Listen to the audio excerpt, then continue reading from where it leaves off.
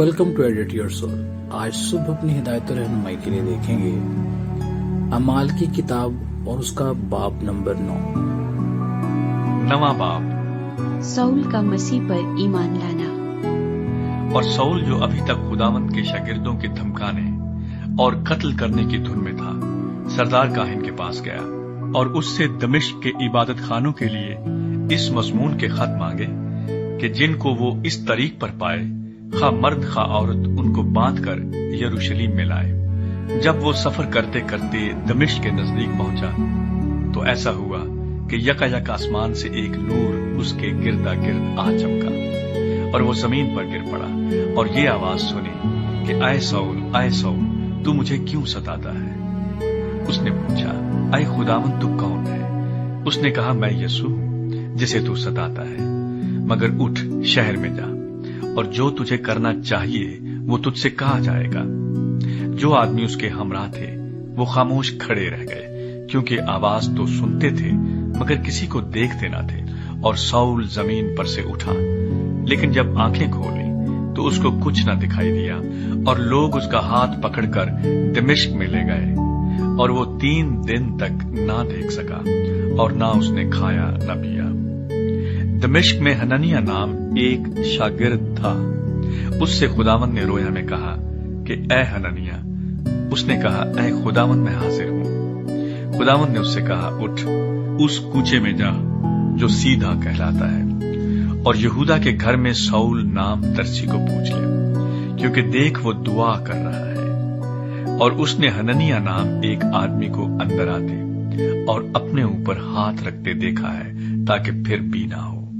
Hananiah ने जवाब दिया कि ऐ खुदावंद, मैंने बहुत लोगों से इस शख्स का जिक्र सुना है कि इसने यरूशलेम में तेरे मुकद्दसों के साथ कैसी कैसी बुराइयां की हैं, और यहां इसको सरदार काहिनों की तरफ से इख्तियार मिला है कि जो लोग तेरा नाम लेते हैं उन सबको बांध ले। मगर खुदावंद ने उससे कहा कि तू जा, क्योंकि ये कौमों, बादशाहों और बनी इस्राएल पर मेरा नाम जाहिर करने का मेरा चुना हुआ वसीला है, और मैं उसे जता दूंगा कि उसे मेरे नाम की खातिर किस कदर दुख उठाना पड़ेगा। बस हननिया जाकर उस घर में दाखिल हुआ और अपने हाथ उस पर रखकर कहा, ऐ भाई साउल, खुदावंद यानी यीशु जो तुझ पर उस राह में जिससे तू आया जाहिर हुआ था, उसी ने मुझे भेजा है कि तू बीनाई पाए और रूह कुद्स से भर जाए। और फौरन उसकी आंखों से छिलके से गिरे और वो बीना हो गया और उठकर बपतिस्मा लिया।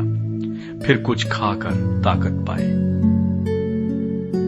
साउल दमिश्क में। और वो कई दिन उन शागिर्दों के साथ रहा जो दमिश्क में थे, और फौरन इबादत खानों में यीशु की मनादी करने लगा कि वो खुदा का बेटा है। और सब सुनने वाले हैरान होकर कहने लगे, क्या ये वो शख्स नहीं है जो यरूशलेम में इस नाम के लेने वालों को तबाह करता था, और यहां भी इसीलिए आया था कि उनको बांधकर सरदार काहिनों के पास ले जाए।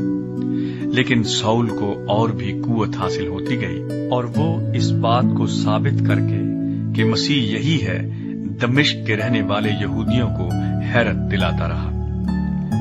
और जब बहुत दिन गुजर गए तो यहूदियों ने उसे मार डालने का मशवरा किया, मगर उनकी साजिश साउल को मालूम हो गई। वो तो उसे मार डालने के लिए रात दिन दरवाजों पर लगे रहे, लेकिन रात को उसके शागिर्दों ने उसे लेकर टोकरे में बिठाया और दीवार पर से लटकाकर उतार दिया। साउल की यरूशलेम में रसूलों से मुलाकात। उसने यरूशलेम में पहुंचकर शागिर्दों में मिल जाने की कोशिश की, और सब उससे डरते थे, क्योंकि उनको यकीन ना आता था कि ये शागिर्द है। मगर बरनबास ने उसे अपने साथ रसूलों के पास ले जाकर उनसे बयान किया कि इसने इस तरह राह में खुदावंद को देखा, और उसने इससे बातें की, और उसने दमिश्क में कैसी दलेरी के साथ यीशु के नाम से मनादी की। बस वो यरूशलेम में उनके साथ आता जाता रहा और दलेरी के साथ खुदावंद के नाम की मनादी करता था, और यूनानी माइल यहूदियों के साथ गुफ्तगू और बहस भी करता था, मगर वो उसे मार डालने के दरपे थे। और भाइयों को जब ये मालूम हुआ तो उसे कैसरिया में ले गए और तरसुस को रवाना कर दिया।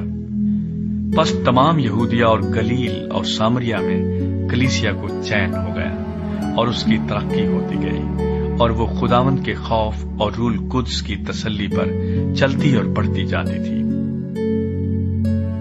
पतरस लुदा और याफा में। और ऐसा हुआ कि पतरस हर जगह फिरता हुआ उन मुकद्दसों के पास भी पहुंचा जो लुद्दा में रहते थे। वहां एनेयास नाम एक मफलूज को पाया जो 8 बरस से चारपाई पर पड़ा था। पतरस ने उससे कहा, ऐ एनेयास, यीशु मसीह तुझे शिफा देता है, उठ, आप अपना बिस्तर बिछा। वो फौरन उठ खड़ा हुआ। तब लुद्दा और शारून के सब रहने वाले उसे देखकर खुदावंद की तरफ रुजू लाए। और याफा में एक शागिर्द थी, तबीता नाम, जिसका तर्जमा हिरनी है। वो बहुत ही नेक काम और खैरात किया करती थी। उन्हीं दिनों में ऐसा हुआ कि वो बीमार होकर मर गई और उसे नहलाकर बालाखाने में रख दिया।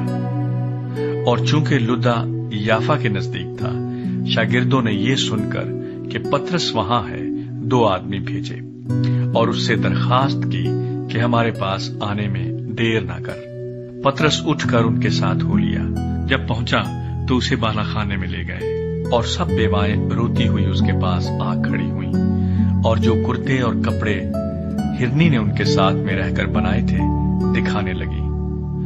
पतरस ने सबको बाहर कर दिया और घुटने टेक कर दुआ की। फिर लाश की तरफ मुतवज्जा होकर कहा, ऐ तबीता, उठ। बस उसने आंखें खोल दी और पतरस को देखकर उठ बैठी। उसने हाथ पकड़कर उसे उठाया और मुकद्दसों और बेवाओं को बुलाकर उसे जिंदा उनके सुपुर्द किया।